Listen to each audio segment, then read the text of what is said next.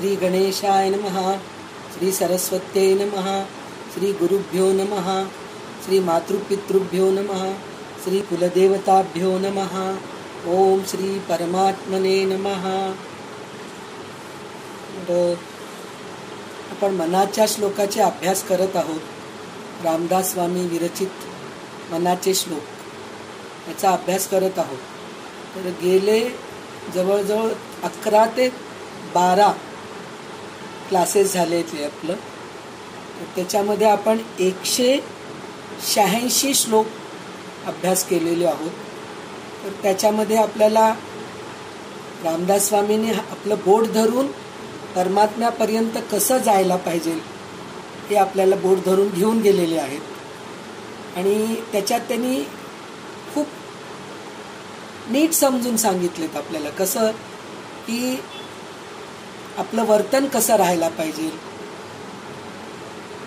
आपण कोणती गोष्ट सोडायला पाहिजे आणि उपासना कसं करायला पाहिजे, साधना कशी करायला पाहिजे, परत नामस्मरण कसं करायला पाहिजे, मन शुद्ध कसं राहायला पाहिजे, अंतर्बाह्य शुद्ध कसं राहायला पाहिजे आणि सगळ्यात शेवटी मीपणा कसं बाहेर काढायला पाहिजे हे ते शिकवतात.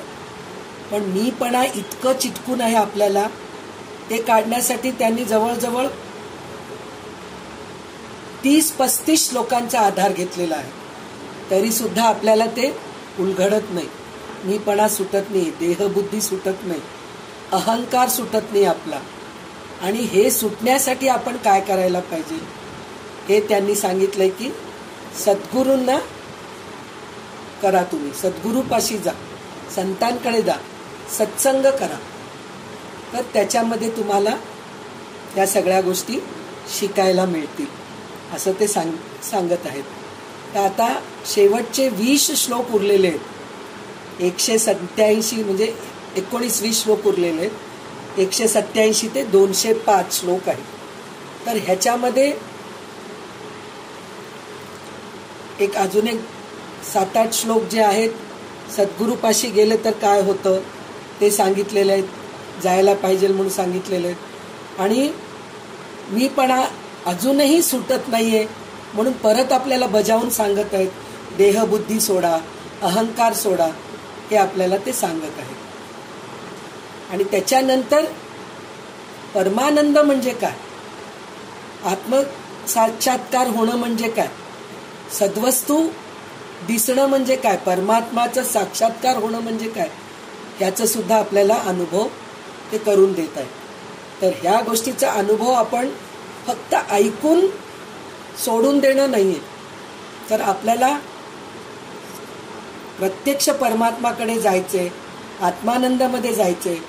तर खरोखर मनाच्या श्लोकाचा आधार घेऊन सतत त्याचं चिंतन करून आपल्याला अभ्यास केलं तर आपण नक्कीच परमात्म्यापर्यंत जाऊ, मोक्षाच्या प्राप्तीला जाऊ, सद्गतीला जाऊ. तर आता आपण 187 पासून सुरू करूया. 187वा श्लोक आहे. भूते पिंड ब्रह्मांड हे ऐक्य आहे, परिसर्व स्वस्वरूपी नसाहे, मना भासले सर्व काही पाहावे, परिसंग सोडोनी सुखी राहावे. म्हणजे इथं काय सांगतात, परिसंग सोडोनी सुखी राहावे. परिसंग सोडोनी सुखी राहावे म्हणजे काय, सगळं काही सोडायचं, देहबुद्धी सोडायचं, अहंकार सोडायचं, मीपणा सोडायचं आणि स्वानंदामध्ये राहायचं. म्हणजे परिसंग सोडोनी सुखी राहावे. सुख कशाने मिळते, स्वानंदामध्ये सुख मिळते असं ते सांगत आहेत. तर पंचमहाभूते, जीव, प्राणी आणि विश्व याच्यामध्ये ऐक्य आहे. म्हणजे पंचमहाभूते, जीव, प्राणी आणि विश्व यामध्ये ऐक्य आहे. म्हणजे काय, ऐक्य म्हणजे काय, एकच आहे. पिंडामध्ये जे आहे ते ब्रह्मांडामध्ये पण आहे. ब्रह्मांडामध्ये पंचमहाभूते आहेत, पिंडामध्ये सुद्धा पंचमहाभूते. म्हणजे आपल्या पिंडामध्ये म्हणजे आपल्या शरीरामध्ये, आपल्या स्थूल शरीरामध्ये कसं काय आहे, आपल्यामध्ये पृथ्वी तत्व आहे, तर ब्रह्मांडामध्ये पण पृथ्वी आहे, आपल्यामध्ये जलतत्व आहे, म्हणजे ब्रह्मांडामध्ये पण जलतत्व आहे, आपल्यामध्ये अग्नी आहे. अग्नी आहे म्हणून आपण जिवंत आहोत. जेव्हा आपलं शरीर थंड होतं तेव्हा आपल्याला मृत घोषणा करतात. तर म्हणून आपल्यामध्ये अग्नी आहे, ब्रह्मांडामध्ये पण अग्नी आहे. आणि आपल्यामध्ये वायू आहे, म्हणजे आपल्यामध्ये प्राण आहे. बाहेर पण ब्रह्मांडामध्ये पण वायू आहे. आपल्यामध्ये आकाश आहे, पोकळी आहे. पोकळी आहे म्हणूनच आपण बोलू शकतोय. आपलं जर तोंड असं करून बंद करून ठेवलं तर आपण बोलू शकतो का? पूर्ण पोकळी आहे म्हणूनच आपण बोलू शकतो. तर सगळं जे काही आहे ब्रह्मांडामध्ये पण आहे, पिंडामध्ये पण आहे. पण शाश्वत आत्मस्वरूपात त्यांना खरे अस्तित्व नाही. पण आत्मस्वरूप वेगळंच आहे, आत्मा हे वेगळंच आहे. म्हणजे आपण वेगळं आहे म्हणून का म्हणायचं? म्हणजे त्याला हे काही चिटकलेलं नाहीये. आत्म्याला हे पंचमहाभूते काहीही चिटकलेले नाही. म्हणून मनाला जे काही अनुभवास येते ते पहावे, परंतु त्यात खरेपणाच्या भावनेने न गुंतता स्वानंदात राहावे, असं म्हणून म्हणतात. तर स्वानंदात राहावे. तर त्याच्यामध्ये एक छोटंसं गोष्ट आज मी माझ्या वाचण्यामध्ये आलेलं आहे, तर ते मी तुम्हाला थोडक्यात सांगायचा प्रयत्न करेन मी. म्हणजे आपल्याला त्या गोष्टीचं मीपणा आपल्यामध्ये किती आहे आणि आपण कसं राहायला पाहिजे, कसं वागलं तर आपल्याला देहबुद्धी सुटेल हे आपल्याला कळेल.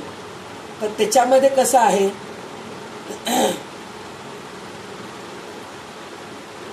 म्हणजे भगवंताचं एटीएम म्हणजे काय? आपल्याला सगळ्यांना माहिती आहे एटीएम म्हणजे काय, की एनी टाइम मनी. एनी टाइम मनी म्हणजे आपण केव्हाही जाऊन आपलं कार्ड घातलं, पण आपलं कार्ड घालावं लागतं तिथं. तुम्ही जाऊन मला पैसे पाहिजे म्हणजे मिळत नाही, एटीएम मधून पैसे मिळत नाही. पण आपलं कार्ड आपल्याला घालावं लागतं, म्हणजे आपलं कर्म हे आहे. तर त्याच्यामध्ये एनी टाइम मनी. तर एक मुलगा येऊन विचारतो एटीएम म्हणजे काय? तर तो एका म्हाताऱ्या माणसाला विचारतो एटीएम म्हणजे काय?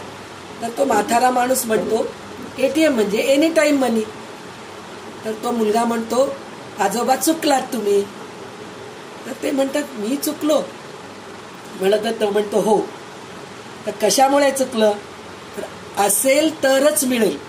ए असेल, टी तर, यम म्हणजे मिळेल. म्हणजे आपल्याकडे असेल तरच मिळेल. आपण पैसे डिपॉझिट केलं तरच आपल्याला पैसे मिळेल ना. आपल्या अकाउंटमध्ये आपण पैसे डिपॉझिट केलो तरच आपल्याला पैसे मिळतात, नाहीतर मिळत नाही. तर त्या मुलाला इतका आनंद होतं की तो म्हणतो की हे मुलगा छोटा मुलगा छोटीशी गोष्ट सांगून गेला, पण त्याचं किती मोठं हे आहे, असेल तरच मिळेल. तर त्याच्यामध्ये काय काय असेल तर आपल्याला, हे तर पैशाच्या बाबतीत झालं, बँकेच्या डिपॉझिट बाबतीत झालं. पण प्रत्यक्षामध्ये आपल्या बाबतीत काय काय आहे? जर आपण झाडं लावलो तरच आपल्याला वारं मिळेल, झाडांचं डिपॉझिट केलो तरच आपल्याला वारं मिळतं निसर्गामधून. आणि झाडं लावल्यामुळे पाण्याचं पण हे होतं. पाणी सेव्ह केलं तर आपल्याला पाण्याने वाफ होऊन ढग होतं, ढगाने पुन्हा पाऊस पडतं. आता आपल्याजवळ पावसाचं नाव नाहीये. गरमी किती आहे? कारण आपण सगळे झाडं तोडून टाकतोय, विहिरी बुजून टाकतोय, काय म्हणतात नद्या आटवून टाकतोय. सगळं सगळं करून आपण नुसतं घरं बांधतोय. एका माणसाला 4-4 घरं, एका माणसाला 4-4 घरं. लोक घरं बांधतायत कशासाठी? आपल्यासारखे लोक विकत घेतायत म्हणूनच घर बांधतायत ना.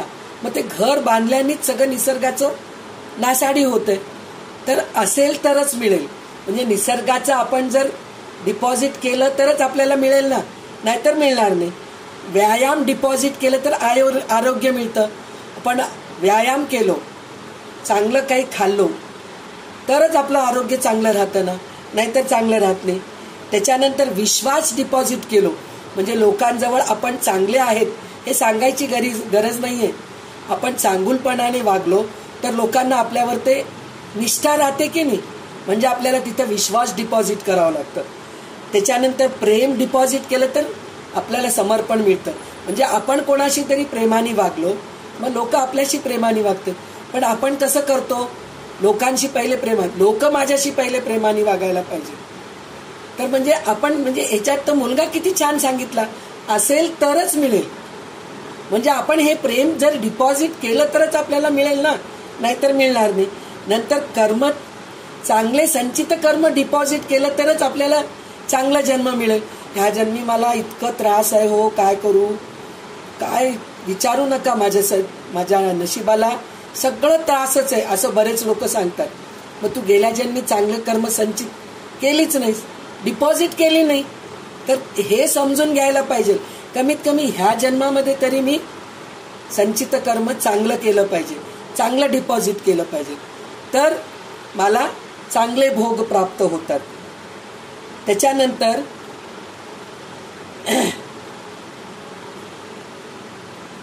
हे सगळं केलं तर काय काय मिळतं, पुन्हा एटीएम आहे. याचं काय, अपेक्षित ते मिळेल. ए म्हणजे अपेक्षित, टी म्हणजे ते, आणि यम म्हणजे मिळेल. म्हणजे आपल्या इच्छा, मनामध्ये काय इच्छा आहे ते मिळतं. म्हणजे तुम्ही चांगलं वागलं तर तुम्हाला चांगलं मिळतं, वाईट वागलं तर वाईट मिळतं. तर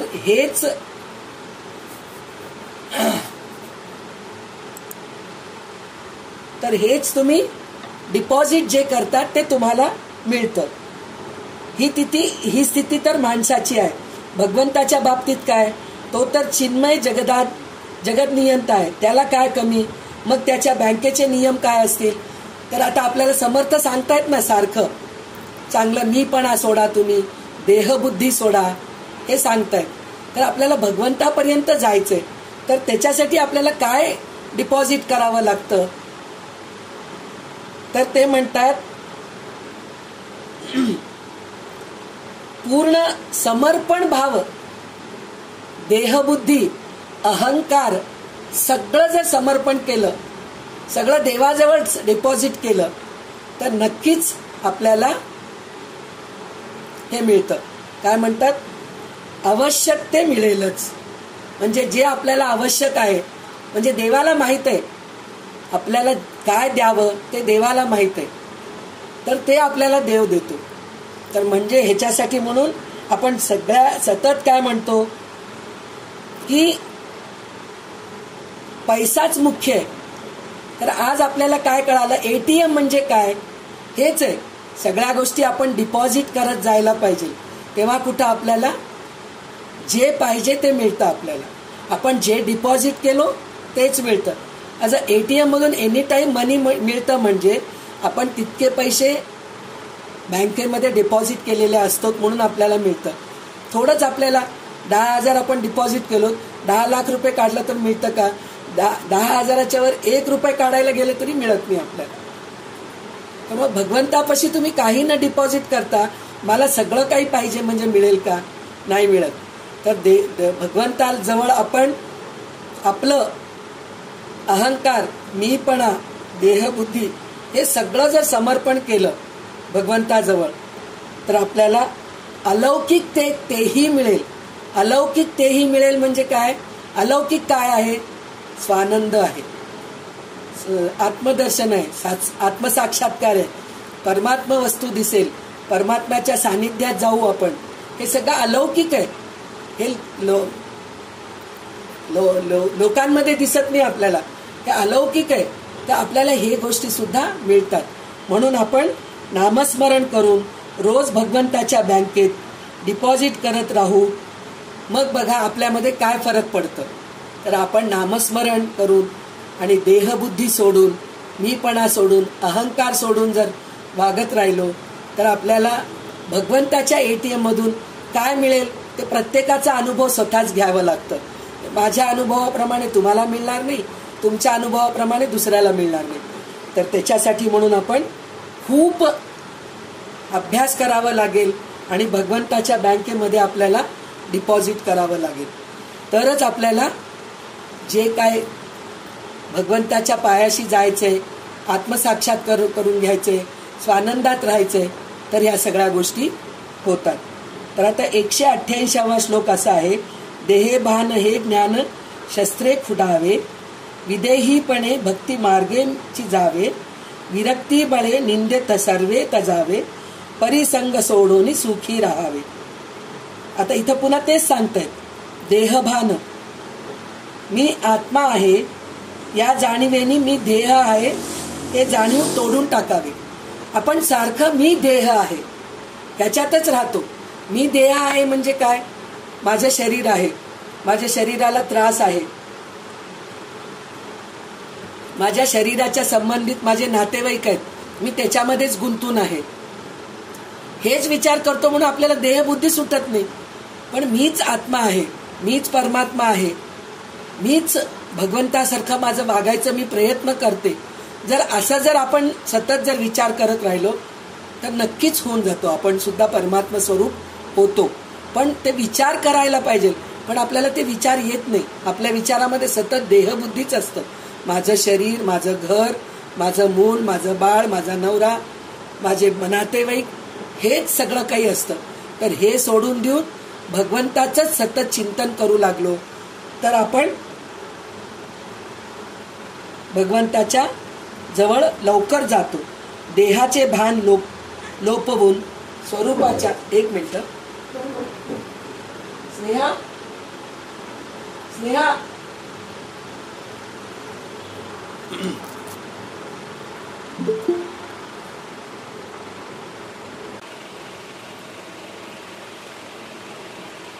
तर देहाचे भान लोपवून स्वरूपाच्या अनुसंधानात राहावे.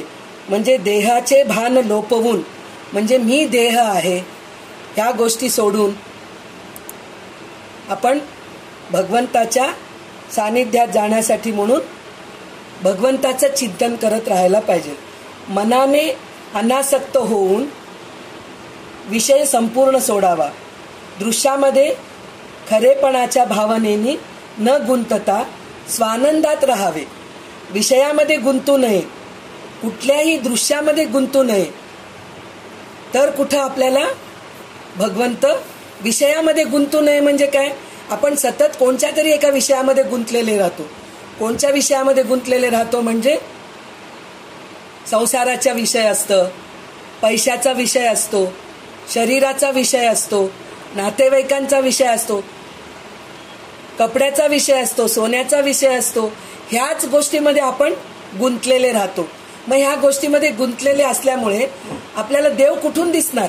दिसणारच नाही, बिलकुल दिसत नाही. तर त्याच्यासाठी म्हणून आपल्याला काय करावे की परिसंग सोडून सुखी राहावे. हे सगळं संग सोडून स्वानंदात राहावे असं ते सांगत आहेत. मही निर्मिली देव तो ओळखावा, जया पाहता मोक्ष तत्काळ जीवा, तया निर्गुणा लागी गुणी पहावे, परिसंग सोडून सुखी राहावे. म्हणजे काय? इथं ज्या देवाने हे जग निर्माण केले आहे त्याचे ज्ञान करून घ्यावे. ते ज्ञान झाल्याबरोबर जीव मुक्त दशेत जातो. म्हणजे आपण ह्याच्या अगोदर म्हणलेलं आहे ना की ब्रह्मा, विष्णू आणि महेश हे तिघे आहेत. ब्रह्मा जे आहे सृष्टी करताय, विष्णू जे आहे स्थिर करतो, आपल्याला सांभाळतो, आणि रुद्र जे आहे ते आपले संहार करतो. तर सृष्टी, स्थिती, लय हे तिन्ही जे गोष्टी आहेत ना हे तिघं करतात. पण ह्या तिघांना निर्माण केलेलं कोण आहे ह्याचाही आपल्याला विचार. आता आपण आजच म्हणलो होतो ना, आम्हाला शंतनूपर्यंत गोष्ट माहीत आहे. हो, शंतनूच्या अगोदर गोष्ट माहीतच नव्हतं आम्हाला. तर हे शंतनूच्या आधी गोष्ट माहीत होण्यासाठी म्हणून आपल्याला अजून एक ग्रंथ घ्यावा लागला ना. तर तसंच आज आपण हे अभ्यास करतोय. सृष्टी, स्थिती, लय काय आहे आपल्याला थोडं कळून चुकलंय आपल्याला. पण हे निर्माण केलेले कोण आहेत हेही आपल्याला अभ्यास करावं लागतं ना. तर त्याचं सुद्धा आपण ओळखावं म्हणून सांगतायत. नंतर ते ज्ञान झाल्याबरोबर जीव मुक्त दशेत जातो. म्हणजे जेव्हा आपल्याला हे तीन गोष्टी निर्माण कोण केलंय, खरा देव कोण आहे हे कळालं ना तर आपण नक्कीच देहात्म बुद्धीतून बाहेर येतो, मुक्त दशेत येतो आपण. म्हणजे आपल्याला मुक्ती मिळते. तो देव निर्गुण आहे पण त्या त्रिगुणाच्या पसाऱ्यात बघावे. तो देव निर्गुण आहे, पण त्याला त्रिगुणाच्या पसाऱ्यात बघावं म्हणून म्हणलं तर काय, आपल्याला प्रत्येक चराचरामध्ये बघावं लागतं. माणसांमध्ये, झाडांमध्ये, सगळ्या वस्तूंमध्ये, प्रत्येकामध्ये देव आहे हे जर बघितलो आपण, निर्गुण देव प्रत्येकामध्ये बघितलो, तर आपल्याला आत्मसाक्षात्कार नक्कीच होतो. दृश्यामध्ये खरेपणाच्या भावनेने न गुंतता स्वानंदात राहावे. बघायला तर पाहिजे, दृश्यामध्ये आपण सगळ्यामध्ये देव बघायला पाहिजे, पण त्याच्यात अडकायला नको, गुंतायला नको. जर गुंतलो की मग लगेच आपण देहबुद्धीकडे जातो. जर न गुंतता पुढे सरकत गेलो आपण, तर स्वात्मानंदामध्ये नक्कीच जातो. आत्मसाक्षात्कार आपल्याला नक्कीच होते. नवे कार्य करता नवे सृष्टी भरता, परेहुनी परता न लिंपे विवर्ता, तया निर्विकल्पासी कल्पित जावे, परिसंग सोडोनी सुखे राहावे. परमात्मा कार्यकारण भावाच्या अतीत आहे. तो विश्वपालन करतो, ही मानवी कल्पना आहे. त्याच्या ठिकाणी ती कल्पना नाही, तो परावाणीच्याही पलीकडे आहे. त्याचा भ्रमाचा स्पर्श होऊ शकत नाही. सर्व कल्पनांच्या पलीकडे राहणाऱ्या त्या परमात्म्याकडे आपली कल्पना योजावी. दृश्यामध्ये खरेपणाच्या भावनेने न गुंतता स्वानंदात राहावे. म्हणजे काय, दृश्यामध्ये तुम्ही प्रत्येक श्लोकामध्ये स्वामी तेच सांगतायत की तुम्ही दृश्यामध्ये गुंतू नका, विश्वामध्ये गुंतू नका, नातेवाईकामध्ये गुंतू नका. तर याचं एक छोटंसं उदाहरण त्यांनी काय दिलेले आहेत, तर दोरा आहे.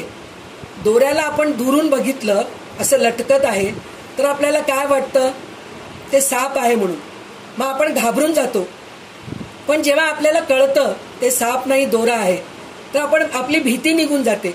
त्याचप्रमाणे हे दृश्य विश्व सगळं आहे, त्याला बघून आपण भारावून जातोय, त्याच्यामध्येच अडकतोय आपण.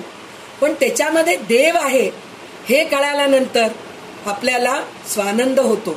आपल्याला म्हणजे खरेपणाचं काय आहे, प्रत्येकामध्ये तुम्ही देव बघा, प्रत्येक गोष्टीत देव बघा. ह्या टेबलमध्ये देव बघा, मोबाईलमध्ये देव बघा, भांड्यांमध्ये देव बघा, प्रत्येकामध्ये तुम्ही देव बघा. आपण माणसांमध्येच देव बघत नाही, वस्तूंमध्ये काय बघतो, दन्न म्हणून आपटतो. एखादं वस्तू असतं, काहीतरी रागामध्ये फेकून मारतो. आता नाही, आपलं वय नाहीये ते रागामध्ये फेकून मारायचं, पण पहिल्या काळात आपण आपल्या मुलांना सुद्धा काही वस्तू फेकून मारलो असेलच की, रागाच्या भारात चुक्या केल्या असले तर ते आपण त्याच्यामध्ये देव बघितलो नाही.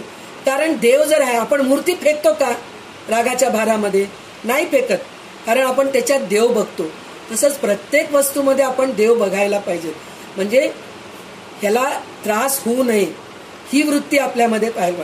तुम्ही भांड्यांमध्ये, खेळ्यामध्ये, ह्याच्यामध्ये तुम्ही नाही, एखाद्या वेळेस म्हणजे लक्ष नाही गेलं तरी चालेल, पण प्रत्येक माणसांमध्ये, प्रत्येक जनावरांमध्ये, प्रत्येक पशुपक्षीमध्ये देव आहे हे तर बघायलाच पाहिजे. कारण त्यांना जर आपण त्रास दिलो, बोलण्याने, शरीराने जर आपण त्रास दिलो, तर ते संचित आपल्याला पुढच्या जन्मी नक्कीच भोगावं लागतं. तर त्याच्यासाठी आपण खूप सांभाळून बोलावं, सांभाळून राहावं, प्रत्येकामध्ये देव आहे हे बघावं, तरच आपल्याला सुखी राहायला मिळतं आणि आपण दृश्यामध्ये न अडकता स्वानंदामध्ये जातो असं म्हणून म्हणतात. देहे बुद्धीचा निश्चयो ज्या टळेना, तया ज्ञान कल्पांत काळी कळेना, परब्रह्म ते मी पणे आकळेना, मनीशून्य अज्ञान हे मावळेना.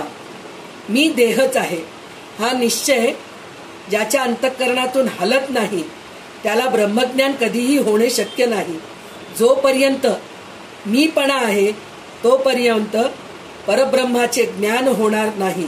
इतकेच नव्हे तर जे मुळात नाही ते अज्ञान मनातून निवृत्त होणार नाही. म्हणजे जोपर्यंत मीपणा आहे तोपर्यंत आपल्याला परमात्म्याकडे जाऊ शकत नाही, स्वानंद मिळू शकत नाही, आत्मसाक्षात्कार होऊ शकत नाही. तर ह्याचं पण एक छोटंसं दृष्टांत मला आज आठवण आलं. मीपणा म्हणजे काय? म्हणे हे वाचलेलं आहे का कुठेतरी ऐकलेलं आहे माझ्या लक्षात नाही, पण आज आठवण आलं मला आता. मी कुठं आहे? अष्टमी, पंचमी, सप्तमी, नवमी आणि दशमी हे जे 5 तिथी आहेत त्याच्यामध्ये मी आहे. रतिपदा, द्वितीया, तृतीया, चतुर्थी याच्यामध्ये नाहीये पहा. पण पंचमी, सप्तमी, अष्टमी, नवमी, दशमी हे जे 5 तिथी आहेत त्याच्यामध्ये मी आहे. म्हणे बासरी तयार करायचं असतं ना, तर ह्या 5 तिथीच्या वेळेस तयार होत नाही म्हणे, कारण त्याच्यामध्ये मी आहे म्हणे. मी आहे म्हणून त्याच्यामध्ये त्या तिथीला बासरी तयार होत नाही म्हणे. तर एकदा म्हणे रुक्मिणी श्रीकृष्णाला विचारतीये म्हणे की नाथा, इतके आम्ही पत्नी आहोत तुम्हाला, 108 तर आहेच आहे, 8 तर पट्टराणी आहेच आहे, पुन्हा 16,108 तर अजून आहेच आहे. इतके असून तुम्ही कोणाजवळही स्थिर नाहीयेत. सगळ्यांजवळ आहेत तुम्ही, पण असं पक्क एकाजवळ आहेत असं नाहीयेत तुम्ही. पण तुमच्या हातात जी बासरी आहे ना, ती मात्र कधी तुमच्याकडून सुटत नाही, सतत तुमच्या ओठाशी राहते म्हणे. त्याच्यामध्ये काय आहे म्हणून ती विचारती म्हणे. तर श्रीकृष्ण म्हणतायत त्याच्यामध्ये काहीच नाहीये, पोकळ आहे नुसतं, म्हणून ती माझ्याजवळ आहे. तुमच्यामध्ये सगळं काही भरलेलं आहे, सगळं काही तुमच्यामध्ये भरलेलं आहे. अहंकार आहे, मीपणा आहे. तर हे सगळं असताना माझ्याजवळ तुम्ही येऊन उपयोग काय? तर ते सगळं तुम्ही सोडून माझ्याजवळ आलात तर तुम्ही पण माझ्याजवळ सतत राहताल, असं म्हणून श्रीकृष्ण सांगितलेले आहेत. म्हणजे बघा, रुक्मिणी सारख्या जे श्रीकृष्णाची पत्नी आहे तिला स्वतःलाच हेवा वाटतंय की भगवंत माझ्याजवळ 24 तास नाहीये. भक्तासाठी धावतात, काय म्हणतात ते, सगळ्यां म्हणजे भक्तांसाठीच धावतात ना ते जास्त, माझ्यासाठी नाहीच आहेत. तर त्याच्यासाठी काय करायला पाहिजे? तर मीपणा सोडायला पाहिजे. माझ्यामधलं मी काढून टाकलं तर भगवंतापाशी आपण नक्कीच जाऊ शकतो. मना ना कळे ना ढळे रूप त्याचे, दुजे वीण ते ध्यान सर्वोत्तमाचे, तया खूण ते हीन दृष्टांत पाहे, तेथे संग निसंग दोन्ही नसाहे. हे 192वा श्लोक आहे. ज्याच्यामध्ये कधीही बदल होत नाही असे परमात्म स्वरूप मनाला आकलन होत नाही, तो सर्वोत्तमाचे ध्यान अभिन्नपणे करावे लागते. खुणेने ते स्वरूप सांगावे म्हटले तर दृष्टांत अपुरा पडतो. म्हणजे दृष्टांत म्हणजे काय? असे उदाहरण. आता आपण इतके उदाहरण देऊन सांगतो तरी सुद्धा आपल्या डोक्यात शिरत नाही. कारण काय? आपल्यामध्ये ते मीपणा आहे. आपण आता हे इतकं सगळं बोललेलं आपण ऐकत असतो, पण ऐकत असताना सुद्धा आपलं लक्ष दुसरीकडेच असतं. आपण आपल्या संसाराकडे असतं, उद्याची काळजी असते, दूधवाला आला नाही म्हणून असतं, अरे साडी इस्त्रीला द्यायचंय, साडी स्टार्चला द्यायचंय, तो आलाच नाही, घेऊन गेलाच नाही. ह्या सगळ्या गोष्टी आपल्या मनामध्ये असतात. मग ह्या सगळ्या गोष्टी असताना देव कुठून आपल्या मनामध्ये येईल? तर त्याच्यासाठी खूप अभिन्नपणे अभ्यास करावा लागतं, त्याचं सतत त्याचं चिंतन करावं लागतं. खुणेने ते स्वरूप सांगावे म्हटलं तर दृष्टांत अपुरं पडतो. म्हणजे आता हे दृष्टांत आपण किती जरी दिलो, म्हणजे आता हे छोट्या छोट्या गोष्टीला दृष्टांत म्हणतात, कितीही दिलं तरी पण आपल्या लक्षात राहत नाही. आता आज सांगितलेली गोष्ट उद्या आपल्या लक्षात राहत नाही. संध्याकाळी सांगितले होते पण आता काही आठवण येत नाहीये असं आपल्याला होतं. मला पण म्हणते ना, केव्हा तरी ऐकलेली आहे, आज आठवण येतं, जेव्हा पाहिजे तेव्हा आठवण येत नाही. त्याचं कारण काय? आपल्या डोक्यामध्ये नसलेले, मेंदूमध्ये नसलेले वायफळ गोष्टी जास्त भरलेले आहेत. ज्या कामाच्या गोष्टी आहेत ते भरून घेत नाहीत आपण, नसलेल्या गोष्टी भरून घेतो, म्हणून कामाच्या गोष्टी आपल्याला आठवण येत नाही. परमात्म स्वरूपाच्या ठिकाणी संग व निसंग या दोन्ही कल्पना टिकत नाही. परमात्म्याच्या स्वरूपाला जावं म्हणून म्हणलं तर संग निसंग सोडून द्यावं लागतं, तरच आपण परमात्म्यापर्यंत जाऊ शकतो. आता 193वा श्लोक 193. नव्हे जाणता नेणता देवराणा, नये वर्णिता वेदशास्त्रा पुराणा, नव्हे दृश्य अदृश्य साक्षी तयाचा, श्रुती नेणती अंत त्याचा. परमात्म स्वरूपाच्या ठिकाणी ज्ञान नाही व अज्ञानही नाही. वेदशास्त्रे व पुराणे यांना त्यांचे वर्णन करता आले नाही. परमात्मा जसा दृश्य नाही तसा अदृश्य देखील नाही. इतकेच नव्हे तर दृश्य व अदृश्य दोन्हीचा तो साक्षीही नाही. वेदांना त्याचा अंतपार लागला नाही. म्हणजे वेद उपनिषदे, महापुराणे, शास्त्र, आता आपण म्हणतो ना इति श्रीमद भगवद गीतासु उपनिषत्सु ब्रह्मविद्यायाम योगशास्त्रे श्रीकृष्णार्जुन संवादे म्हणून आपण प्रत्येक भगवद्गीताच्या शेवटी हे सगळं म्हणतो. म्हणजे उपनिषद, शास्त्र, वेद सगळं काही गीतेमध्ये आहे. ते आपण शिकलो, पण तेवढं शिकूनही आपल्या डोक्यात शिरलं का? नाही शिरलं. म्हणजे एवढं सगळं काही लिहून ठेवलेलं आहे, भगवंतानी आपल्याला दिलेलं आहे, पण त्याचं काही आकलन होत नाही आपल्याला. त्याचं कारण काय? आपण देहबुद्धीमध्ये आहोत, आपल्यामध्ये मीपणा आहे, म्हणून त्याचा आपल्याला अंतपार लागत नाही. काय आहे हे आपल्याला कळत नाही. तर आता इथं प्रश्न विचारलेले आहेत. वसे हृदयी देव तो कोण कैसा, उसे आदरे साधकू प्रश्न ऐसा, देहे टाकिता देव कोठे राहतो, परी मागुता ठाव कोठे पाहतो. तर हे साधक आदरपूर्वक असा प्रश्न विचारतो की हृदयामध्ये जो देव राहतो तो कोण आहे व कसा आहे. देह सोडल्यावर तो देव कोठे राहतो, नंतर तो कोठे जन्म घेतो म्हणून विचारताय. म्हणजे आता देव देव देव म्हणून म्हणतायत तुम्ही, परमात्मा परमात्मा म्हणून म्हणतायत, तो कुठे आहे, तो कसा आहे म्हणून विचारतायत. बसे हृदयी देव तो जाण ऐसा, नभाचे परी व्यापकू जाण तैसा, सदा संचला येत ना जात काही, तयावीण कोठे रिथा ठाव नाही. हृदयामध्ये जो देव राहतो तो आकाशाप्रमाणे सर्व ठिकाणी व्यापून आहे. म्हणजे आपल्या हृदयामध्ये देव आहे, आपल्याला दिसत नाही, तो सर्व ठिकाणी व्यापून आहे. आताच आपण म्हणलो होतो ना, प्रत्येकामध्ये देव बघायचं आपण, तरच ते आपल्यामध्ये देवत्व येतं. तो निरंतर सर्वत्र भरलेला असल्याने त्याच्या वाचून कोणतीही जागा रिकामी नाही. म्हणजे कुठंही पहा तुम्हाला देव दिसतो. याच्या अगोदर मी गोष्ट सांगितली होते ना तुम्हाला, छोट्या मुलाची. एक गुरुजी त्याला एक फळ देतात, म्हणतात की कोणी पाहत नाही अशा ठिकाणी जाऊन तू खा. तर सगळे मुलांना देतात ते फळ. सगळे मुलं कुठेतरी पलंगाच्या खाली जाऊन, पडद्याच्या मागे जाऊन कुठेतरी लपून खातात. पण एक मुलगा असा असतो तो खात नाही.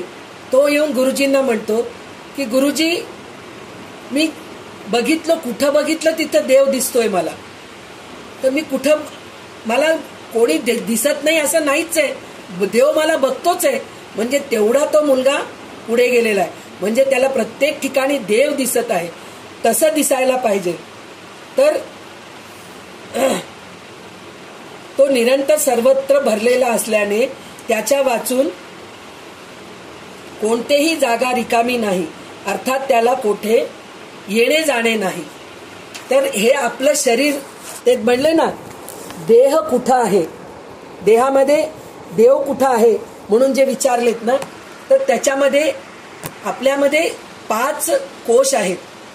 कोणचे कोश आहेत? अन्नमय कोश, प्राणमय कोश, मनोमय कोश आणि काय, अन्नमय, प्राणमय, मनोमय, विज्ञानमय आणि आनंदमय. शेवटी आनंदमय सांगितलेलं आहे, म्हणजे स्वानंद. म्हणजे आपल्या शरीरात 5 कोश कोणचे कोणचे आहेत? अन्नमय कोश. अन्नमय कोश म्हणजे काय? आपलं शरीर, स्थूल शरीर, म्हणजे आपलं हे हाडं, मांस, रक्त, हे सगळं जे आहे हे अन्नमय कोश आहे. कारण आपण अन्न खाल्लं, पाणी पिलं तरच हे शरीर टिकतं, नाहीतर टिकत नाही. पहिलं तेच शरीर जातं आपलं, म्हणजे देह पडतो आपला. जीव गेला म्हणजे काय होतो? देह पडतो. म्हणजे आपल्या ह्याच्यातून प्राण निघून, नंतर प्राणमय कोश निघून जातो. हालचाल होत नाही आपल्या शरीराचं, ते अन्नमय कोश गेल्यामुळे हालचाल होत नाही. त्याच्यानंतर प्राणमय कोश निघून जातं. म्हणजे आपले पंचप्राण आपल्या शरीरामध्ये जे आहेत, प्राण, व्यान, अपान, समान, उदान, हे जे सगळं प्राण आहेत, हे सगळं निघून जातं. मग आपलं देह मृतदेह घोषित केला जातो. नंतर मनोमय कोश. मनोमय कोश म्हणजे काय? आपलं मन, आपल्या मनामध्ये काय काय आहे ते तिथं भटकत राहतं, ते जात नाही, ते जात नाही, तिथंच भटकत राहतं. म्हणतात ना 10 दिवस जात नाही, म्हणून त्याच्यासाठी म्हणून क्रियाकर्म करावं लागतं आपल्याला, तर कुठं त्यांना मुक्ती मिळते असं म्हणून म्हणतात. त्याच्यानंतर विज्ञानमय कोश आहे, म्हणजे आपली बुद्धी पण जात नाही, त्या बुद्धीमुळेच आपण पुनर्जन्म होतो. मग आपला आनंदमय कोश जो आहे ते परमात्म्यामध्ये विलीन होतो. तर ते आनंदमय कोश जाण्यासाठी म्हणून हे पहिले 3-4 कोश जे आहेत ना, त्याचा त्याग करावा लागतो आपल्याला जिवंत असताना.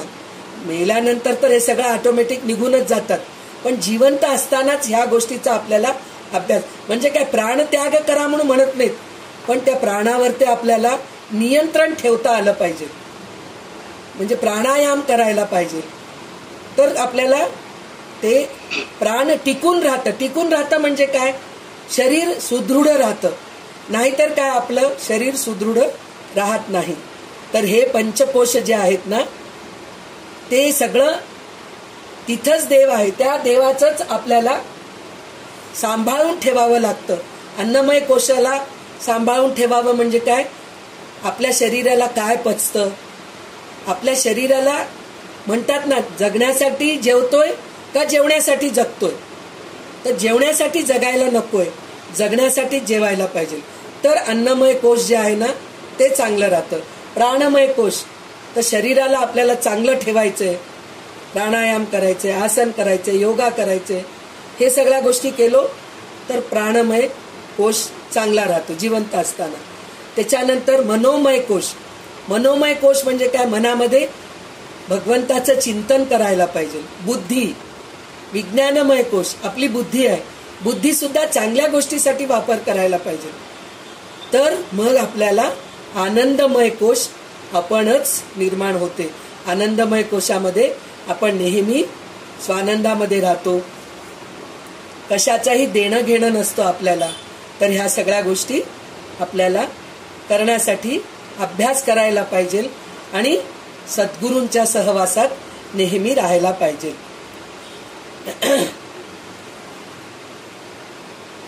त्याच्यानंतर 196वा श्लोक 196. नभी वावरे तो जो रेणू अणु नभी वावरे जो अणुरेणू काही रिता ठावया राघवे वीण नाही तया पाहता पाहता तेची झाले तेथे लक्ष आलक्ष सर्वे बुडाले. म्हणजे आकाशामध्ये जे सूक्ष्माती सूक्ष्म जडद्रव्याचे कण वावरतात त्याच्यामध्येही परमात्मा स्वरूप भरून आहे. तर आकाशामध्ये आपल्याला जे असं अणू दिसतात पा, छोटे छोटे सूर्याचं प्रकाश असतं पा, एक छोटं प्रकाशामध्ये असं, तर त्याच्यामध्ये आपल्याला छोटे छोटे छोटे छोटे अणू दिसतात, त्याच्यामध्ये सुद्धा परमात्मा आहे.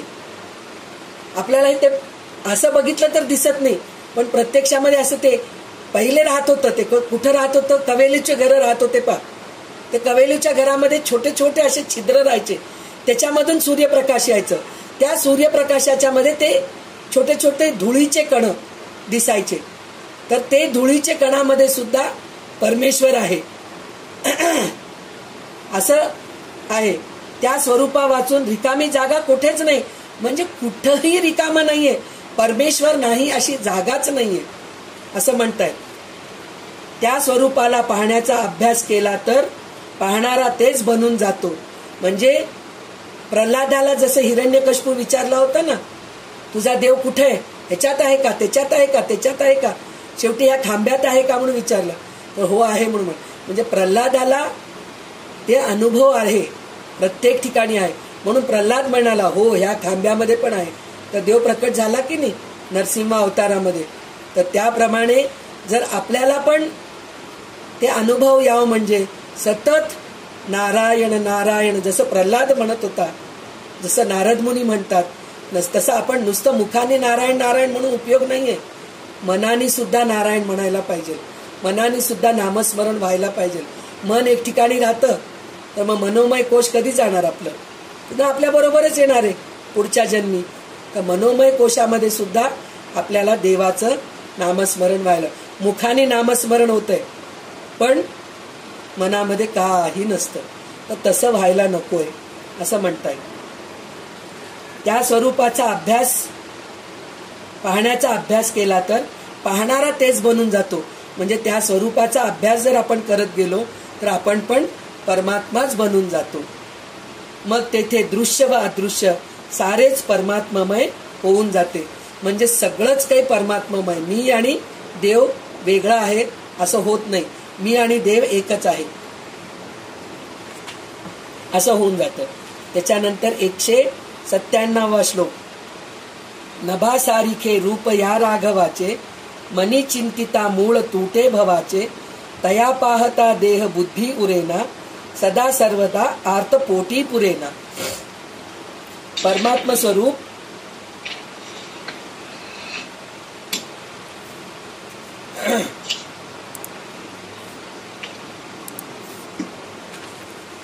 परमात्म स्वरूप आकाशासारखे सर्वव्यापी आहे. त्याचे सतत चिंतन केले तर दृश्य सत्य वाटायला लागणारा भ्रम नाहीसा होतो. तर परमात्म स्वरूप जे आहे ते आकाशासारखं आहे, म्हणजे सर्वव्याप्त आहे.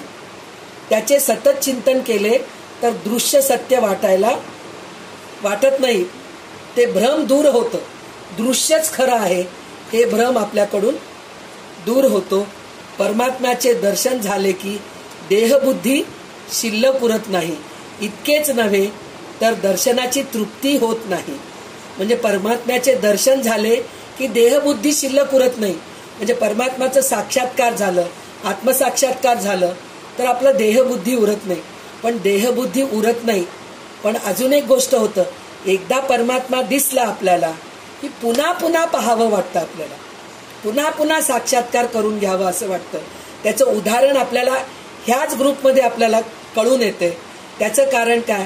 आपल्याला एक ग्रंथ वाचल्यानंतर चला संपलं, आता संपलं, आपलं क्लास संपला असं वाटत नाही. पा अजून काहीतरी नवीन शिकावं वाटतं, अजून नवीन ग्रंथ घ्यावं वाटतं, अजून चांगले ऐकावं वाटतं. त्याचं कारण काय? त्याची गोडी आपल्याला लागली आहे.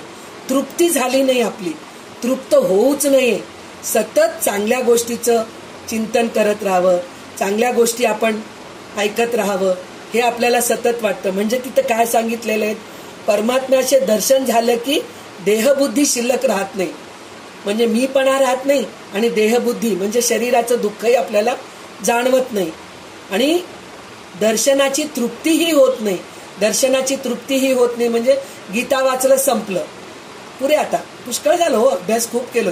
भागवत वाचलं पुष्कळ झालं हो, आहे भगवद्गीता वाचले, महाभागवत वाचले, परत ललिता सहस्रनाम वाचले हो, सौंदर्य लहरी वाचले. हे सगळं वाचलं तरी नाही हो. आता पुढे अजून कोणता तरी ग्रंथ घ्या ना, आपण अजून अभ्यास करू ना. हे कशाला वाटतंय? आपल्याला गोडी लागली आहे, त्याची चिंतनाची गोडी लागलेली. तर असंच आपण ह्या बाबतीत अतृप्त राहायला पाहिजे, तृप्ती व्हायला नकोय. तृप्ती कोणत्या गोष्टीला व्हायला पाहिजे? समाधान. मला जे काही मिळालेलं आहे ना त्याच्यात मी खूप समाधान आहे. मला पोटाला जेवढं, शरीराला जेवढं पाहिजे ना तेवढं अन्न मिळतंय, पुरे झालं, तृप्त आहे हो मी. श्रीखंडच खायला मिळाले हो मला. आज सण आहे हो, गुलाबजामुन करावं म्हणले पण खवाच मिळाला नाही. पा म्हणजे तृप्तीच नाहीये तिथं. तर ती तृप्ती नकोय आपल्याला. इथं तृप्ती कशाची पाहिजे आपल्याला?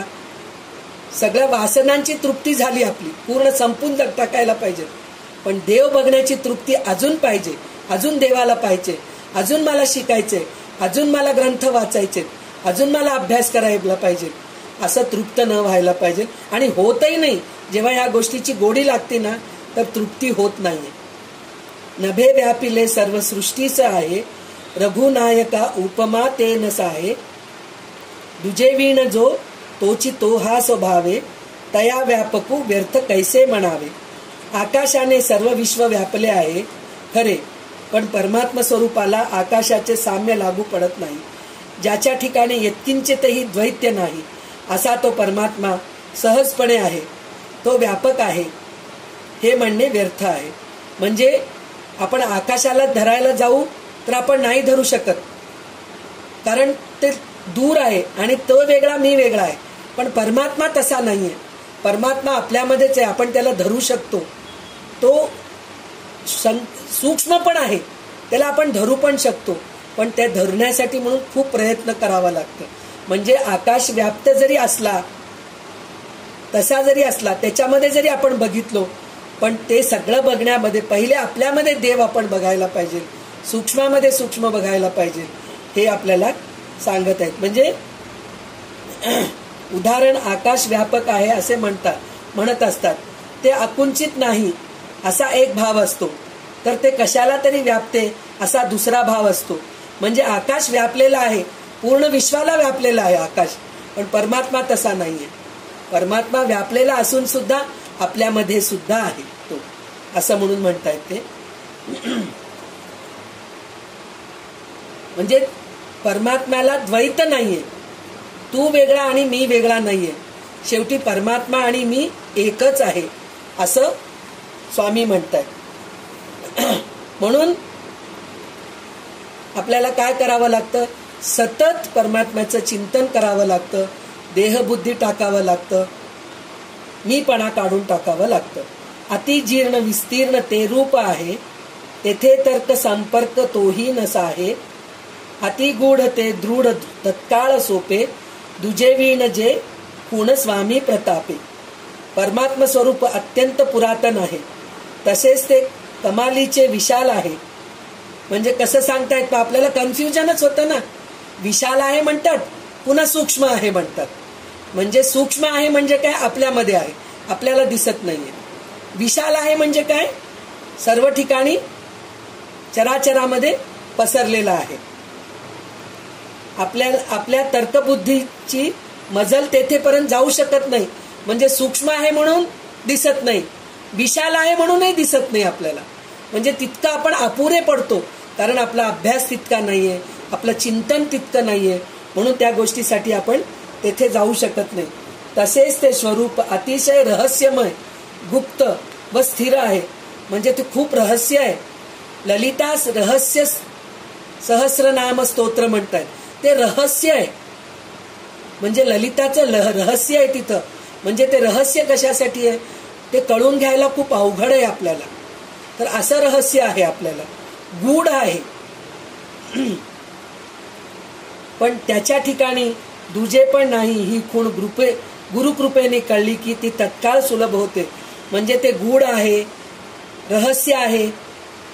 तर हे उलगडून करणारे कोण आहेत, गुरु आहेत, सद्गुरु आहेत. त्यांच्याकडे गेलं की आपल्याला सुलभ होतं, म्हणजे सोपं होतं कळण्यासाठी, म्हणून सोपं होतं. नंतर 200 श्लोक, 200वा श्लोक असा आहे. कळे आकळे रूप ते ज्ञान होता, तेथे आटली सर्व साक्षी अवस्था. मना उन्मनी शब्द कुंठित राहे, तो गे तोची तो राम सर्वत्र पाहे. ज्ञान झाले म्हणजे परमात्मा स्वरूप कळते. म्हणजे आपण इतकं अभ्यास केल्यानंतर आपल्याला ज्ञान होतो. संतांच्या सहवासात, सद्गुरूंच्या सहवासात राहिल्यानंतर आपल्याला थोडं ज्ञान होतो. मग आत्मस्वरूप कळते, त्याचे बरोबर आकलन होते. म्हणजे त्याच्यानंतर आपल्याला ते काय आहे हे कळायला लागतं. मग त्याची गोडी लागते, मग त्याचं तृप्ती होत नाही. पुन्हा पुन्हा आपल्याला कळून घ्यावं वाटतं, पुन्हा पुन्हा आत्मसाक्षात्कार व्हावं वाटतं. मग सर्व साक्षीपणाची अवस्था ही नाहीशी होते, मानाचे उन्मन होते व शब्द लटके पडतात. म्हणजे आपण म्हणतो ना, जाऊन आले हो मी ते बद्री केदारला, तिकडलं निसर्ग सौंदर्य बघत राहिले, नुसतं बघतच राहिले हो. मी वर्णनच करू शकत नाही. पहा, शब्द अपुरे पडतात. आपण असं बोलतो की नाही, म्हणजे इतकं आपल्याला त्याच्यामध्ये एका तल्लीन होऊन जातो आपण. गाणं ऐकून येतो, भजन ऐकून येतो, देवाचं दर्शन. तिरुपतीला जाऊन येतो, तिरुपतीला गेलं तर किती हो, 1 सेकंद आपल्याला देव दिसतो. पण त्या 1 सेकंदामध्ये आपल्याला किती असं एक अंगामध्ये ऊर्जा मिळते, व्हायब्रेशन्स चांगले मिळतात. तर त्याचं वर्णन आपण करू शकतो का, नाही करू शकत. म्हणजे ते शब्दातीत आहेत. देव आपल्याला जर दिसला, साक्षात्कार झालं, तर त्याचं आपण वर्णन करूच शकत नाही. शब्द लटके पडतात. एक परमात्माहून अन्य काही प्रत्ययास येत नाही. फक्त आपल्याला देवच दिसत राहतो. तिथं काही आपल्याला बोलायला येत नाही. आपण अजून एक गोष्टीचा अनुभव घेतो. आपण मंदिरामध्ये जातो, जायच्या आधी आपण मनामध्ये बऱ्याच गोष्टी विचार करत जातो. आज देवाकडे जाऊन हे मागूत ते मागूत, देवा माझं हे दुःख दूर कर, ह्या त्रासातून मला मुक्त कर. आणि गुरुकडे पण जातो आपण. गुरुकडे गेल्यानंतर मला हे संशय आहे, मला हे शंका आहे, असं विचारायसाठी म्हणून आपण जातो. पण एखादं गुरु एखादं वाक्य बोलून जातात. ते वाक्य बोलून गेलं की काय होतं, आपल्याला सगळे संशयाचं निर्मूलन होऊन जातं. अरे आपण विचारायला आलो आणि ऑटोमॅटिक कळून गेलं. ते सोडून द्या, तुम्ही गुरुकडे पण जायची गरज नाही. जेव्हा आपण घरामध्येच असतो, तर आपण जेव्हा ह्या मार्गात असतो, अध्यात्माच्या मार्गात असतो, त्यावेळेस काही संशय आपल्याला असे असतात. तर आपण विचार करत असतो. तर त्याच दिवशी आपल्याला व्हॉट्सअपवर काहीतरी एक मेसेज येतं, त्याच्याने आपल्या शंकेचं निरसन होऊन जातं. किंवा एखादं पेपर मिळतं, आपल्याला खाली पडलेलं पेपर मिळतं, त्याच्यावर एखादं वाक्य लिहिलेलं असतं. ते वाक्य वाचलं की त्याचं आपल्याला शंकेचं निरसन होऊन जातं. किंवा आपल्या अवतीभोवती कोणीतरी भेटतात आपल्याला, ते एखादं वाक्य बोलून जातात, त्याच्याने आपल्या शंकेचं निरसन होतं. म्हणजे हे सगळं कशाने होतं, तर आपण सतत परमात्म चिंतन करत राहिलो तर ह्या सगळ्या गोष्टी. परमात्म चिंतन तर करतच राहायला पाहिजे, पण चांगल्या गोष्टीचं चिंतन, सतत दुसऱ्यांचं वाईट चिंतन, दुसऱ्यांच्या बद्दल वाईट बोलणं, दुसऱ्यांचे चुक्या काढत राहणं, हे सगळं केलं तर अशा गोष्टी घडत नाही. पण आपण चांगलं विचार करत राहिलो, चांगलं मनात विचार आणलो, देवाचं चिंतन करत राहिलो, नामस्मरण करत राहिलो, तर हे सगळं एका परमात्म्याहून अन्य काही प्रत्ययास येत नाही. म्हणजे आपल्याला सगळ्या गोष्टीचं शंकेचं निरसन होतं. कदा ओळखी माझी दुजे दिसेना, मनी मानसी द्वैत्य काही वसेना, बहुता दिसा आपुली भेट झाली, विदेहीपणे सर्व काया निवाली. एक परमात्मा स्वरूप खेरीज अन्य काही जाणीवेमध्ये शिरेनासे झाले, चुकून देखील मनात द्वैत भावनेचा उदय होत नाही. म्हणजे परमात्म्याशी ऐक्यरूप झालं तर मी आणि दुसरा माणूस वेगळे नाही, आपण एकच आहे, ही बुद्धी आपल्यामध्ये निर्माण होते. द्वैत भावना उरत नाही. म्हणजे द्वैत भावना उरत नाही म्हणजे आपल्यामध्ये प्रत्येक वेळेस आपण तेच रिपीट करत राहतो. मुलगी आणि सून वेगळी नाही, सासू आणि आई वेगळी नाही, सासरा आणि वडील वेगळे नाहीत, असे आपल्यामध्ये स्वभाव आपला बनत जातो. द्वैत उरत नाही आपल्यामध्ये. सगळे काही एकच आहेत. सगळ्यांना एकाच तराजूमध्ये आपण पाहत राहतो, सगळ्यांना एकसारखंच बघतो. हे वेगळे ते वेगळे, ह्यांच्यामध्ये कमी आहे त्यांच्यामध्ये जास्त आहे, ही वृत्ती आपल्यामध्ये राहत नाही. केव्हा होतं हे सगळ्या गोष्टी? आपल्याला ज्ञान झाल्यानंतर, सद्गुरूंच्या सहवासात राहिल्यानंतर, सतत भगवंताचे चिंतन केल्यानंतर ह्या गोष्टी होतो. फार दिवसांनी आपली व परमात्म्याची गाठ पडली, त्यामुळे देहाचे भान हरपून सर्व शरीर शांत होते. म्हणजे जेव्हा आपल्याला ह्या सगळ्या गोष्टीचं ज्ञान होतो, खरं काय आणि खोटं काय हे गोष्ट आपल्याला कळते.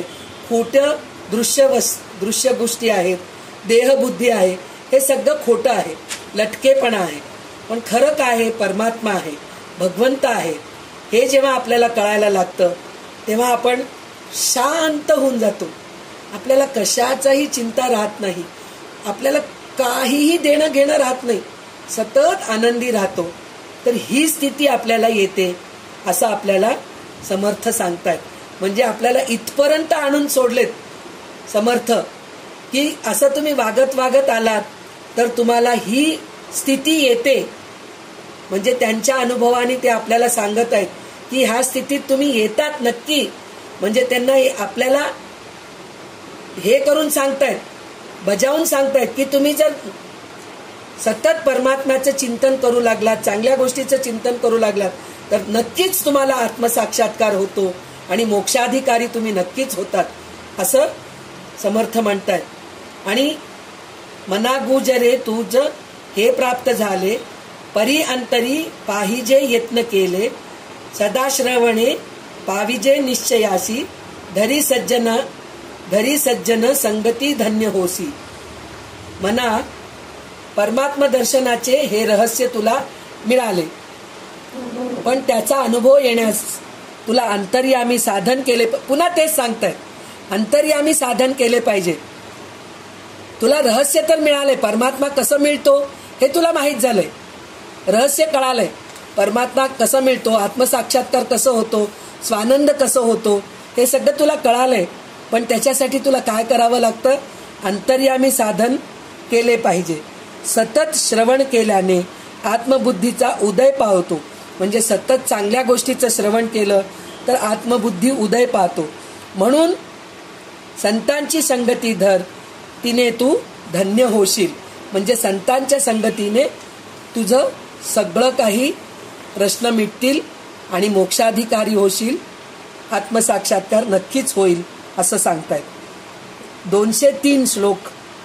मना सर्व ही संग सोडोनी द्यावा, अति आदरे सज्जनांचा धरावा, जयाचेनी संगे महादुःख भंगे, जनी साधने विण सन्मार्ग लागे. जीवनामध्ये सर्व इतरांची संगत सोडून दे आणि मनापासून संत संगत कर. म्हणजे इतरांची संगत सोड, म्हणजे भौतिक गोष्टी बोलणाऱ्या लोकांच्या संगतीत राहू नको, संतांच्या संगतीत राहा. संत संगतीने जीवनातील सारी दुःखे नाश पावतात. म्हणजे संत संगतांच्या संगतीमध्ये राहिलास तर सगळं दुःख नाहीसे होतात. साधनांचे कष्ट करावं लागत नाही. म्हणजे आपल्याला साधना खूप करावं लागतं म्हणून म्हणतायत ना, पण संत संगतांच्या सहवासात राहिलं तर साधना करायची गरज नाहीये, कष्ट होत नाही. आत्मदर्शनाचा मार्ग लाभतो. म्हणजे आत्मदर्शन लगेच होतो आपल्याला, असं म्हणून सांगतायत. मनासंग हा सर्व संगास तोडी, मनासंग हा मोक्ष तत्काळ जोडी, मनासंग हा साधका शीघ्र सोडी, मनासंग हा द्वैत निशेष मोडी. म्हणजे काय? संतांच्या सहवास केला असता मी देह आहे हा भ्रम क्षीण होतो. म्हणजे मी देह आहे हे बुद्धी कमी होते आपली. सतत आपण जे शरीराचं एक संतांचं संगत म्हणून म्हणतोय आपण, आता आपण हे 2 तास आहेत, हे 2 तास आपण ह्या गोष्टी ऐकत आहोत. तर त्यावेळेस आपण आजारी जरी असलो, आपल्या शरीराला जरी त्रास असलं, तर आपण ह्या 2 तासामध्ये त्या शरीराकडे लक्ष राहत नाही, आपल्याला ह्या गोष्टी ऐकत राहतो. म्हणजे ह्या 2 तासामध्ये सुद्धा आपल्याला त्या देहाकडे दुर्लक्ष होतोय की नाही आपला. तर त्याच्यासाठी म्हणून 24 तास जर आपण चांगल्या गोष्टीचा विचार केलो तर देहाचा त्रास होत नाही, असं आपल्याला रामदास स्वामी सांगतात. संतांची संगत इतर संगतीपासून बाजूला करते. सत्संगाने चटकन मोक्ष मिळतो. म्हणजे सत्संगाने मोक्ष प्राप्त होते. म्हणतात ना, मोक्षार्थी लभते गती म्हणून सांगितलेलं आहे ह्याच्यामध्ये संकष्टनाशन स्तोत्रमध्ये. विद्यार्थी लभते विद्या, धनार्थी लभते धनम, पुत्रार्थी लभते पुत्रान, मोक्षार्थी लभते गती. मोक्ष मागणाऱ्यांना मोक्ष मिळत नाही असं म्हटलेलं आहे. पण रामदास स्वामी ठामपणे सांगतात, तुम्हाला मोक्ष मिळतो, पण त्याच्यासाठी खूप प्रयत्न करावं लागतं, खूप अभ्यास करावं लागतं. तर त्याच्यासाठी द्वैत समूळ नाश पावते. सत्संगाने साधकाची लवकर सुटका होते. सत्संगाने साधकाची देहबुद्धीतून लवकर सुटका होते आणि सत्संगाने द्वैत समूळ नाश पावते असं म्हणून म्हणतात. आता शेवटचा श्लोक असा आहे, 205 श्लोक असा आहे. मनाचे शते ऐकता दोष जाती, मती मंदते साधना योग्य होती, चढे ज्ञान वैराग्य सामर्थ्य अंगी, म्हणे दाश विश्वासता मुक्ती भोगी. म्हणजे काय म्हणतात? मनाची शते, शते म्हणजे 100, म्हणजे मनाचे 100. 205 श्लोक जे आहेत ना, ते मनाचे श्लोक श्रवण केले असता तर आपले सगळे दोष जातात. म्हणजे आपण स्वतःच म्हणतोय ना, इतकं दिवस माहित नव्हतं हो मनाचे श्लोक काय आहे. मनाचे श्लोक आहे हे माहित आहे, पण त्याचा अर्थ आम्हाला माहित नव्हतं. पण आता अर्थ कळाल्यानंतर आपल्याला कसं वाटतंय, किती छान वाटतंय की नाही. म्हणजे आपण कसं वागायला पाहिजे, कसं राहायला पाहिजे हे सगळं आपल्याला समर्थ लहान मुलांना समजून सांगितल्याप्रमाणे समजून सांगितले. तर त्याच्यामुळे काय होतं, आपलं ह्याचा जर अभ्यास सतत केलो, ह्याचं चिंतन जर आपण सतत केलो तर दोष जातील. आपल्यामध्ये जर दोष असतील ते दोष जातील. अज्ञानी माणसे साधन करण्यास योग्य होतील. म्हणजे ज्या लोकांना साधना करणं माहीत नव्हतं, साधना करणं म्हणजे काय, देवाची दररोज ह्या वेळेला मग पूजा करतो, ह्या वेळेला मी स्तोत्र म्हणते, मग ह्या वेळेला सत्संग करते, संध्याकाळी रामरक्षा म्हणते, देवळात जाऊन येते, हे जे सगळं आपण साधना करतो की नाही, हे जे अज्ञानी लोक आहेत, जे करत नव्हते, ते हे मनाचे श्लोक ऐकल्यानंतर ते सगळं करतात. साधना करायची त्यांना बुद्धी येते, त्यांच्या अंगी ज्ञान वैराग्य व सामर्थ्य चढेल. म्हणजे वैराग्य भावना सुरू होते. आपल्याला वासना सोडावं हे हळूहळू कळायला लागतं.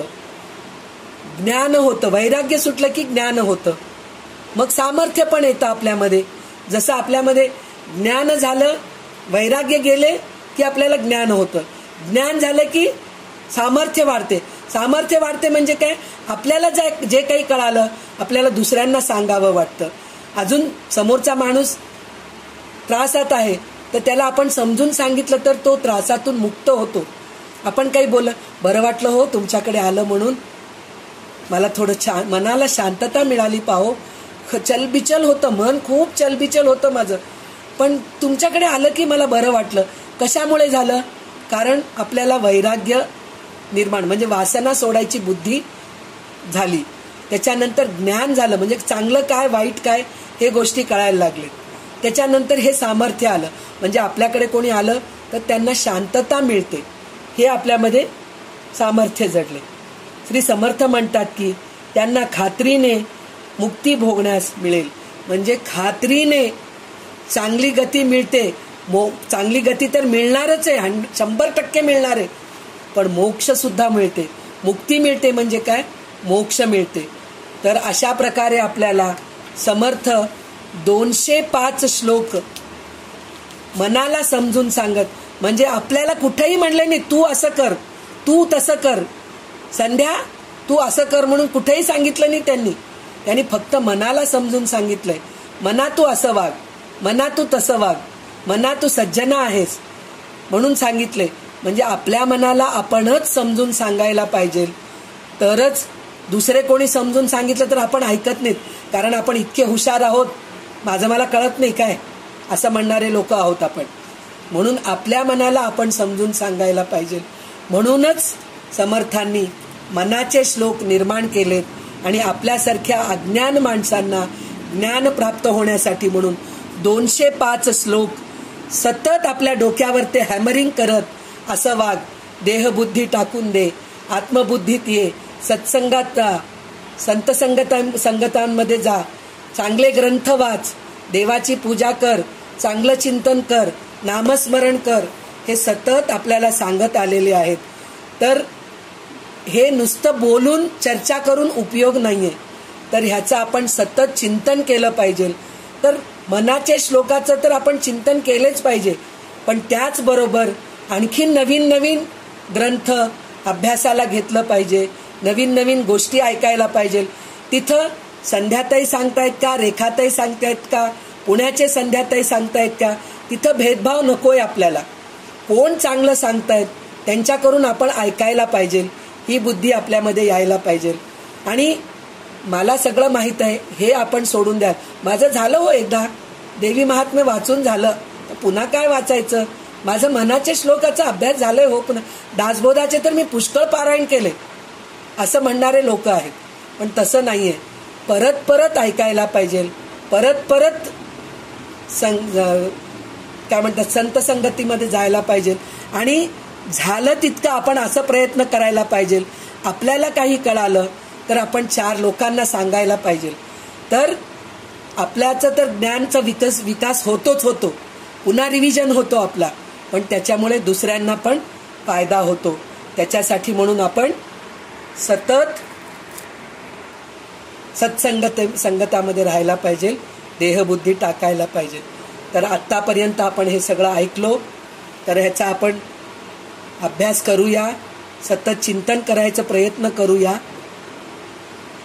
हे बोलून माझ्या शब्दांचे पुष्पांजली जे आहे सर्व समर्थांच्या चरणी, श्री रामचंद्र प्रभूंच्या चरणी वाहते. आणि काय म्हणतात, शुकासारिखे वैराग्य ज्याचे, वशिष्ठापरी ज्ञान योगेश्वराचे. बघा असं होतं. शुकासारिखे पूर्ण वैराग्य ज्याचे, वशिष्ठापरी ज्ञान योगेश्वराचे. कवी वाल्मिका सारिखा मान्य ऐसा, नमस्कार माझा सद्गुरु रामदासा. म्हणजे रामदास स्वामी कसे आहेत हे सांगितलेलं आहे. शुकासारिखे वैराग्य ज्याचे, म्हणजे असे रामदास स्वामींचं आपल्याला मनाच्या श्लोकांचं पुस्तक आपल्या हातात मिळालेलं आहे, ग्रंथ आपल्या हातात मिळालेले आहे. कवी वाल्मिका सारिखा मान्य ऐसा, म्हणजे वाल्मिकी एवढे मोठे मोठे ग्रंथ लिहिलेले आहेत. त्याचप्रमाणे वेद, शास्त्र, पुराण सगळं व्यास ऋषींनी लिहिलेले आहेत. त्याचं सगळं उलगडा रामदास स्वामींनी केलेले आहेत. तर तशा रामदास स्वामींचं मनाच्या श्लोकांचा आपण अभ्यास केलेले आहोत.